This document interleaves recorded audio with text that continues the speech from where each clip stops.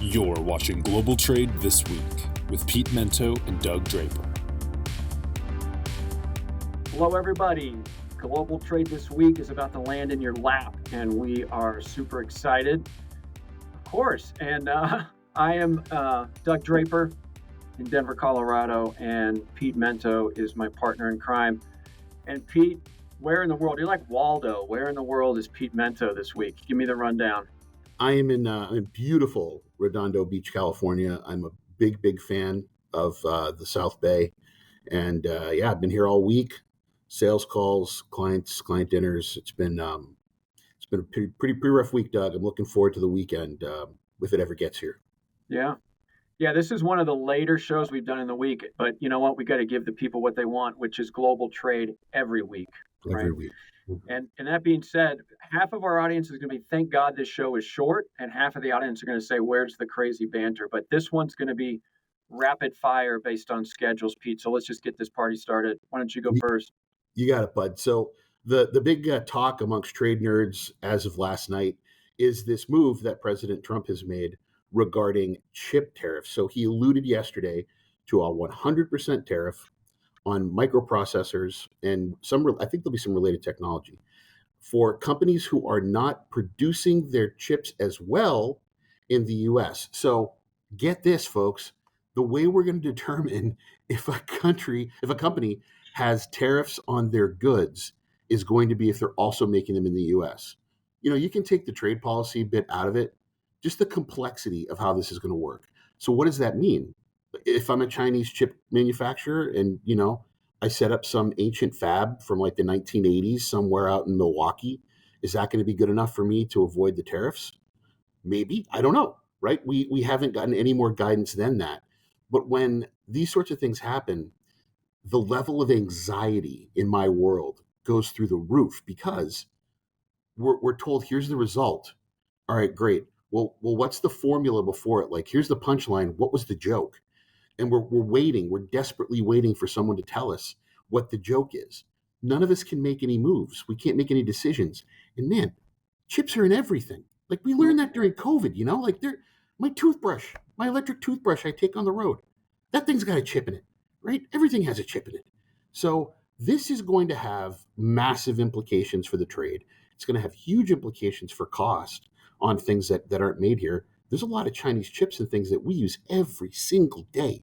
And I think we're about to learn that the hard way, Doug. Mm-hmm.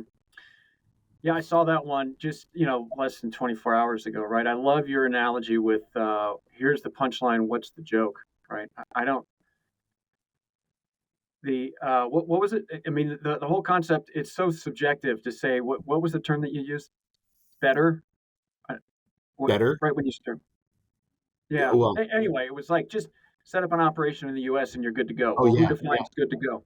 What does it mean? Like seriously, what if I'm a Chinese fab and I decide, hey, I'm going to open one of these things up in Milwaukee? We're good to go, right? And they make one chip a year. Does that count? I don't know. And don't think that people won't do that. I mean, you're talking about lots and lots and lots of money. And maybe that's the point. Maybe it's to get some of these manufacturers to make the lower end ones in the United States. I don't know if that's realistic given the capital costs of opening up one of these things, man. Yeah. I think this topic, because of its implications on every single thing that we use and operates, even your toothbrush, good example. I think this will pivot and change. Personal opinion. So anyway, moving right along, my first topic is kind of related to that, right? And I saw an article the other day about IKEA, right? The furniture juggernaut. The one where everybody gets pissed off whenever you have one or two screws left after you follow the directions the best you could, and you're like, screw it, just put it in the corner. Hopefully it won't fall apart. They are partnering with Best Buy, and they're kind of creating a little store in a store, 1,000 square feet. You can't really walk out with anything from the store, but you can see some displays and, order things online, have it delivered or pick up in store, all those type of things. So I was thinking, yeah, that's cool. But in the bigger picture, right, where can we save money in our organization when tariff uncertainty seems to be prevalent, and it's been happening for the last, 6 months? Maybe there's no way to manage our corporate profitability on a transaction like a toothbrush, right? So my point is like, okay, well, let's look at a grander scheme of our business and how we can generate revenue and getting to the masses and saying, well, let's forget tariffs. It is what it is. We're going to have to manage it and make our business decisions. So what else can we do as a company to save money?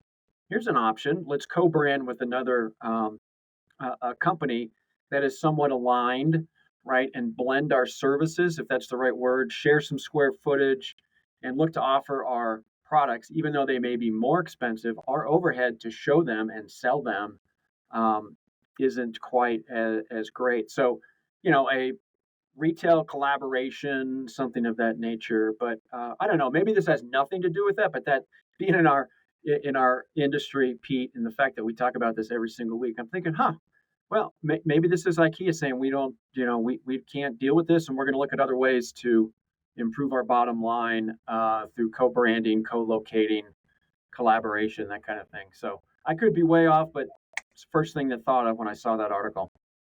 When you sent me the show notes and I was thinking about it, I'm like, I wonder if it's entertainment centers. Is this stuff specific to, like, maybe they're going to have TV hutches? That's probably a 1970s word right there. Like TV stands, or maybe they're going to have other things that are related to the living room for entertainment purposes. That might be it. But we have daughters, Yep. and Sephora was in JCPenney. I think they still are. I'm not sure. That was a brilliant use. I mean, a genius use of square footage to bring young people in, for the most part, right? Younger women in, and younger men too. I should keep that in mind. To come in and take a look at Sephora, and while we're here, we'll look at other things. So I've seen this in a couple of different ways. I also thought about how Amazon bought space at Whole Foods and bought Whole Foods. And now when you go to Whole Foods, you can have your Amazon packages returned there. I Mm-hmm. wonder if they'll do returns at Best Buy, right? For IKEA. I'm not sure if IKEA has a lot of returns, but could you imagine that? You build it, then you have to take it back apart and put it in the box. That's like reverse Jenga. That's the worst idea. But I see the logic in this. I'm sure these aren't the only examples. If anyone else has any, can comment. But I think it's a great idea to look for opportunities. I'm wondering if they'll start shipping things together, if that's something that they would consider as well. Yeah. Yeah. Well, if you and I are talking about it just in the moment, I'm sure the strategy's been laid out. But you're right. I mean, Best Buy, they sell appliances and things of that nature as well. But yeah, I mean, IKEA is home furnishings. There's stuff in Best Buy that is for your home. Oh, It yeah. it makes it makes a lot of Well, sense. think about that, And these Doug. Like, collabs, like what's that? you could go to IKEA, get all your IKEA, your brand new kitchen for IKEA when you buy your washers and your dryers and your ovens and your stoves. I mean, I didn't think about that. Yeah, that works too. Yeah, yeah. Well, it's not a new concept per se because you said Sephora. I remember that one. But anyway, just because we're talking tariffs and global trade all the time, I'm like, this could be a unique application to try to save money and improve bottom lines in a different fashion that has nothing to do with tariffs. So anyway, they Yeah, caught my great. attention. Good deal. Well, that brings All right. us to Doug's favorite part of the show, and that part of the show is halftime. Brought to you by our great friends at Cap Logistics. Please do learn more about them at caplogistics.com. Doug, I think ours are related this week. So if you wouldn't mind, kick us off, buddy. All right. Well, my wife's a teacher, and this is the back to school season up here in Steamboat. Summer vacations are starting to wane. Everybody's going back, back to school sales. And I started thinking about classic nostalgic items that are back to school that aren't around anymore. And I was just thinking about some things. So, things that you and I could purchase when we would go to the store with our list and walk around. I know now you can just click a box and they'll basically create your school supply list and just have it delivered. But the excitement about going to get back to school and get ready for the new year. So here's one. I love this thing. I had a bunch of them. The original gangster Trapper Keeper. Mm. You remember that? Like it was, you opened it up and it had slots on the side. So if you turned it upside down, your papers wouldn't fall out. Love it. Right. This wasn't, this is the second one is more elementary school, but Big Chief tablets. Remember Oh, that? yeah, I do. Yeah. They had all the the dotted lines in the middle so you could understand the capital versus capital letter and lowercase letter. I don't even know they could call it Big Chief tablets anymore, but I don't think that they're around. But scented markers, right? I Oh think there was yeah. strawberry shortcake, a bunch of stuff. That just seems kind of strange in this day and age. But the one that I love is the metal lunch boxes. People used to bring lunch in a box with a thermos, right? And you'd have SpaghettiOs in the thermos or chicken soup. But it was like Dukes of Hazzard. The branding they did was just awesome. Dukes of Hazzard, Superman. I mentioned strawberry shortcake. That's awesome. And I was looking, Pete. You can get a Dukes of Hazzard metal lunchbox now on Etsy and eBay. They're going for like 200, 250.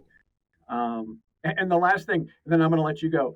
I was talking to my wife, and you remember the book covers that we had to make out of paper grocery yes. bags Yes. because the books were reused, That's right.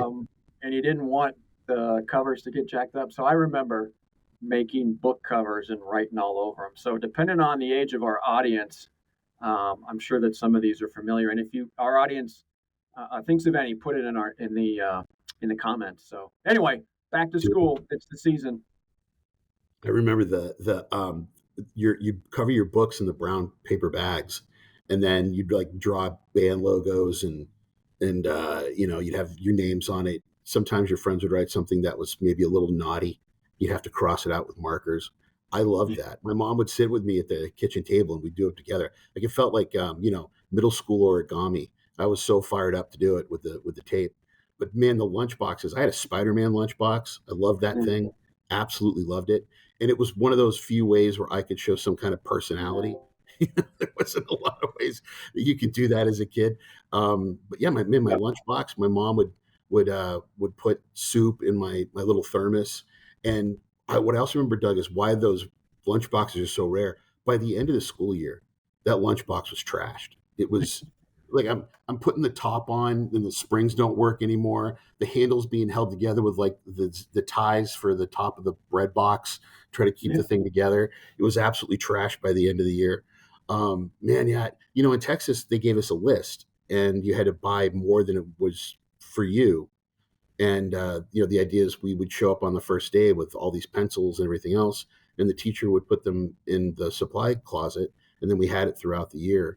It was a way, I guess, to keep down expenses. But teachers buy a lot of their own stuff. I think even now for their classroom for kids to use with their own money, and we don't pay them very well. So, yeah, man, I remember Yeah. that really well. That was always a fun trip with my parents. There weren't a lot of those, so that Yeah. was cool. I love it. All right. Mine's Similar related. topic, man. You go. Mine's related. So everyone's got those pictures now when we send our kids to their first day of school, and I am guilty of this. I have a picture of my daughter's, kindergarten all the way through her senior year. I can put them all in order. That first outfit. And Did you ever have a first like outfit you were so fired up to go to school wearing? Hmm. Yeah. Yeah. And it was I can't there was an outfit. It wasn't, pictures were always taken, not like the first week, but they were Right. always, in Kansas they were, within a month or so.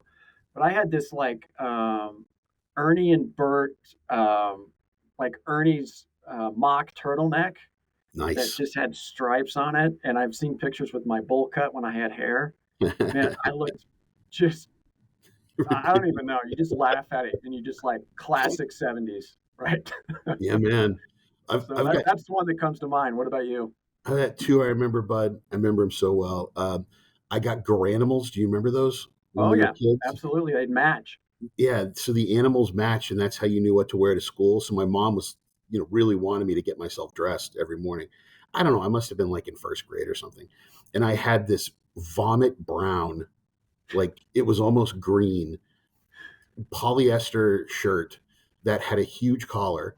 And then I matched it with like these maroon pants. I mean, what were they doing in the 70s? What kind of drugs were they on to dress us this way? And then, we wore sneakers to school at that age. So I had little sneakers that I wore and white sneakers. And then my belt was white. Oh yeah.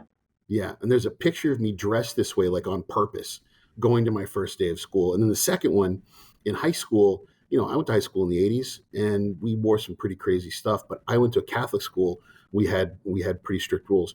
The two polo shirts, I don't know if you ever did this, but we had the two polo shirts with the collar up, right? Yeah. And the one polo shirt was tucked in, but the other one was out. Wasn't supposed to be out, but I still wore it out. And corduroys. We wore these like thin striped corduroys, and I dock shoes from I think like Bass or someone. And man, I thought I looked so damn cool. I thought I looked so cool. I look back at it now and I'm like, did you have head trauma when you were 14 years old? What the hell were you thinking, man? Yeah, so those were the fashions then. And now, my daughter would just wear whatever the hell she wanted. It wasn't like she's like, Dad, I'm going to school. Yeah, I know, but we just bought you all these new clothes. I'll get to them when I need them. She was never all that fired up about it. It bummed me Yeah. out. Hey, on that last comment on that white belt, I don't know what Mm. it's called, but most belts have one little thing that you put into Yep, the belt hole. I remember those white belts had like two or three that you had to clip. That was the that was the it. cool thing. Yep. Yeah, So you felt pretty cool when you did it. I can't believe I left the house dressed like that. Like I can't believe that was normal. And other kids looked that stupid too. But yeah, that's how we dressed when Bob Newhart was on television, I guess. I don't know. yeah. Yeah. Well, that's the back to school edition of Halftime. Of course, brought by Cap Logistics. We appreciate them. We appreciate Keenan for giving us this platform every single week. Well, So you appreciate Keenan. I yeah, adore him. Yeah. the All labor. right. So Yeah. All right, man. my I'll end it. So you go on your next one. my second topic might fill me with rage this week. We get these things when you're a customs broker called the CSMS. They're customs messages from CBP that explain how the tariffs are going to be actually enforced on the level where someone's making the entry, right? So how do we interpret the guidance that was given from the Department of the Treasury and the Commerce folks? Customs looks at all that and they say, great, here's how we're going to do it. Well, for months now, we've all been sitting around wondering, what does transshipment mean? What does transshipment mean, right? To anyone who's been involved in this world for a long time, transshipment is pretty simple. You make a product in one country, but then you ship it to a second one and you claim that it was made in that one and send it to America. And this has been a real thorn in the paw of our USTR for a long time, back when he was an attorney. And we were hearing all these rumors that for countries like Vietnam, where there was a 40% additional tariff instead of 20, if it was transshipped, we were going to have some kind of regional value content. Because, to be fair, Doug, a lot of these companies in Vietnam, all of the raw material comes from China. And then they assemble it there, package it, and ship it to the United States. Under the old customs rules, that counts as a tariff shift. That counts as a substantial transformation. And now this pile of stuff has become something brand new. All right, great. Well, the guidance we got was, we'll know it when we see it. We'll know transshipment happened. We'll determine it at customs. We'll be the ones that make the decision. Okay, based on what? You'll make that decision based on what? What is the reasoning behind this? Because you have probably millions of containers of stuff that come from Vietnam, Cambodia, Thailand, Indonesia, Malaysia, all over the place. Canada, Mexico, right? Where a significant portion, but not all, of the parts necessarily are made in China or someplace else. So what's the guidance? And the guidance is, we'll know it when we see it. And I understand that they're under a rush to get this done. And I understand that, speed over perfection is kind of the attitude with these folks right now. But you're putting people in a position to break the law when they don't mean to have higher tariffs when they don't mean to. And this is going to impact our clients, and it's going to make me crazy, Doug. I'm already going crazy over it, as you can see. Yeah, I could see your blood rising. The ambiguity of that one, right? When I first read it a couple weeks ago when they were talking about it, when I first read it, I'm like, so is it legal? Like, can you now skirt tariffs to transship? And I had to reread it. It was super confusing. And then they clarified it, by saying, well, to your point, like, we'll kind of know it, like you said, when we see it. I don't know, man. It's crazy, which goes to my other point about companies are going to be looking for other ways to control their bottom line because the tariff situation is just out of hand. Every day it changes. And what you can control, That's what they're going to focus on. I can control if I decide to build a massive 200,000 square foot warehouse to bring people in. Let's just do it and partner with another company. So I think you're going to see some creative, unique branding. I don't want to go back to my first point, but at some level, people are like, I can't deal with it. We have to make decisions. We have to move forward with our business, and the uncertainty is the uncertainty. So let's control what we can control, and that's some of the things in specific to retail with buildings and partnerships and warehousing and things here on the domestic side. So, yeah. But you know what we're not hearing, Doug? We'll just make it in the U.S. Not hearing that yet. Yeah. Well, it's All right, difficult. buddy. Bring us on. That's another topic that we could go down on a different show for sure. So this one, Pete, my last one, it's not really related to anything, but it caught my attention. So I had never heard of the Northern Sea Route, right? Which is a route between EU and Asia, and it's basically a shortcut through the ice.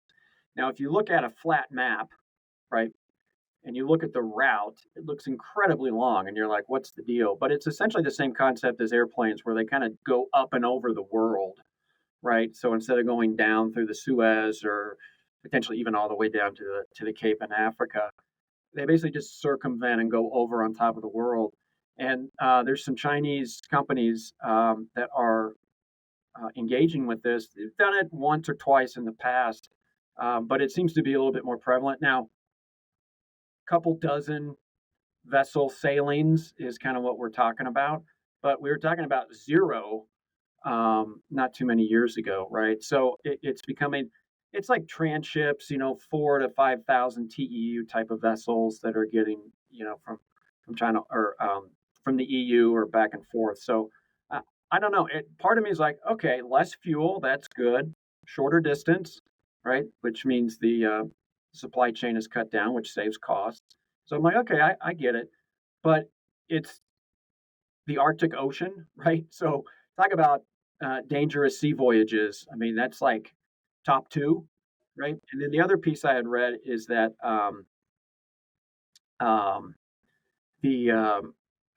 something just beeped on my computer. All of that borders Russia, right? So there's potentially Russian influence. So anyway, Northern Sea Route, I had not heard of it a whole lot. I did a little research on it. It's freaking cold and dangerous. Russians can have influence. But as far as transit, cost savings with fuel, kind of makes a little sense. It's even faster, Doug. So, yeah, when we look at a flat map, it's not really indicative of reality. The land masses are different. Africa's actually much larger than people realize. And, it's called a Mercator projection. And then when you look at a globe, right, a straight line wouldn't be a straight line on a globe. It would be a great arc. So sailors forever have been looking for a way to cross the Arctic. Russia and China have entered into an alliance to keep that route open. And much of the infrastructure is Russian or Chinese. And the United States is very concerned because if we can move cargo, you can move submarines and Navy ships too, which is why there's such a push to put a base in Greenland, because that would be the first landmass that they would encounter. It's dangerous, man. I mean, the Russians have something crazy like 60 nuclear powered icebreakers. We're building them now too to keep it open. From a sheer commercial standpoint, it's a good thing. You're going to have faster ships. You'll be able to have a faster service. It'll save on fuel. But strategically, for both countries, actually all three, it's a pretty big deal too. And I think this is going to be a flashpoint for geopolitics because of the ability to get military equipment so quickly by using that northern border, that northern Arctic passage. But yeah, Doug, I mean, that water's cold already. Whenever I was out there, I was terrified of falling in. I can't even imagine falling in the water up in the Arctic. You're good as dead. So that's going to be a special kind of sailor that takes that route. I'm telling you right now, it ain't this one. It's called a pirate. Yar. Yeah. Hey, that's coming up soon. International Talk Like a Pirate Day. We should do the whole show that way. Love it. Yeah. Well, that brings us to the end of our show this week. Hey, everybody. Can't thank you enough for being on with us every single week.